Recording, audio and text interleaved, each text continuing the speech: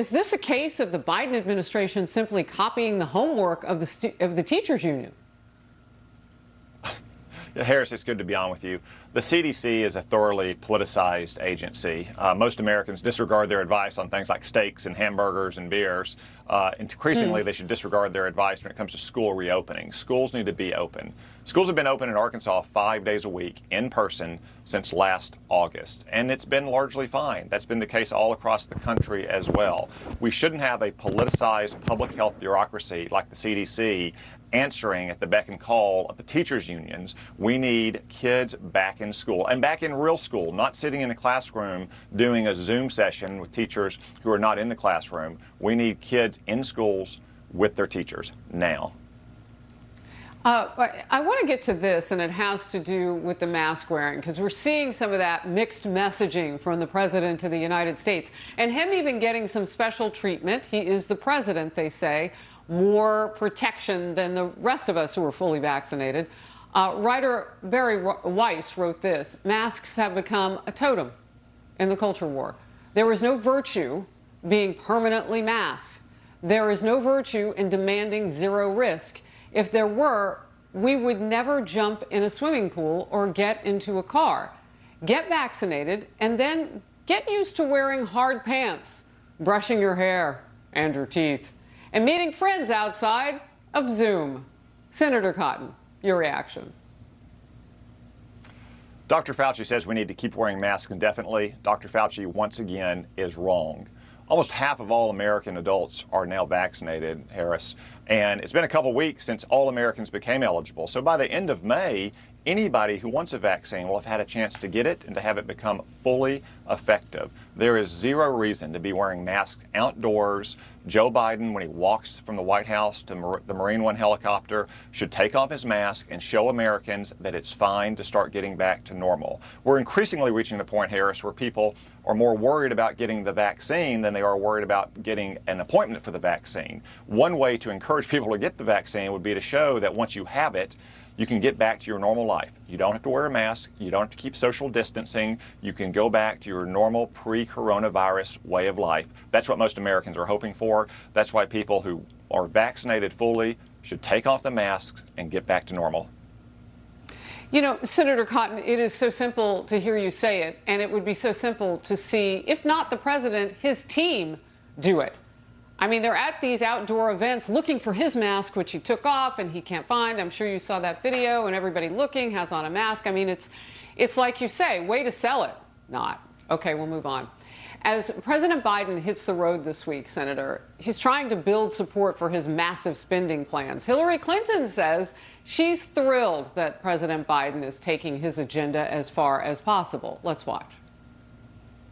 It wasn't until the pandemic that I think a truly working majority of Americans, crossing party lines, as we've seen, because of the approval that Republicans and independent voters are giving Biden, suddenly understood in a clear way that, you know what, there's lots of times when we need the government.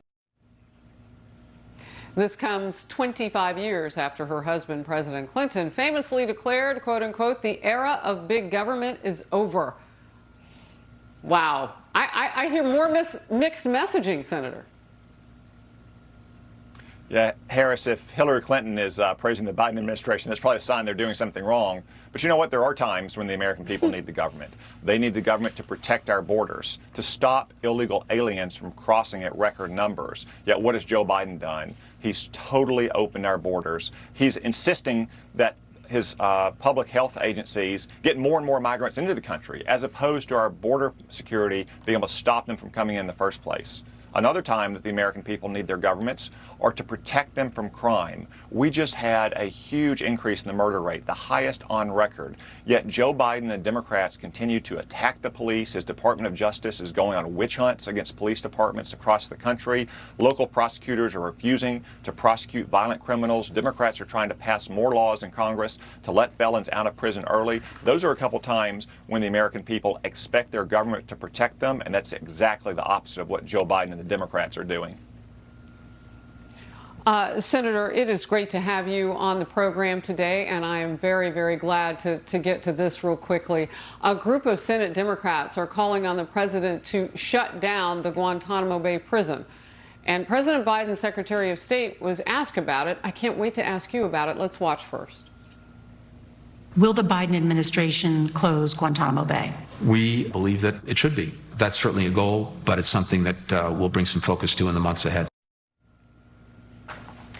Senator, I know you have served. We know that. We celebrate that service and that sacrifice with you on this program all the time. When you look at what they want to do with Gitmo, what comes to mind?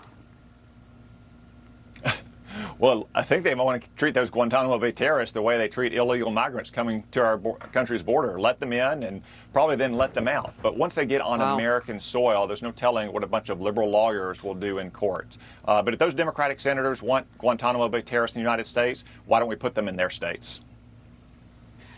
Senator, is there an unintended consequence of this that maybe the American people should be aware of that the Biden administration isn't touching on?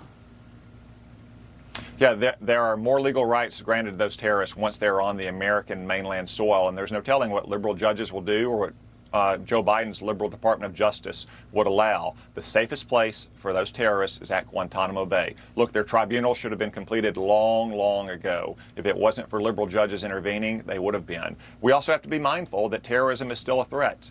And if we have operations where we capture a lot of high-value terrorists in the future, where are we going to put them? Are we going to bring them to the United States? Are we going to send them to some other country where they might not have the protections that they do have at Guantanamo Bay?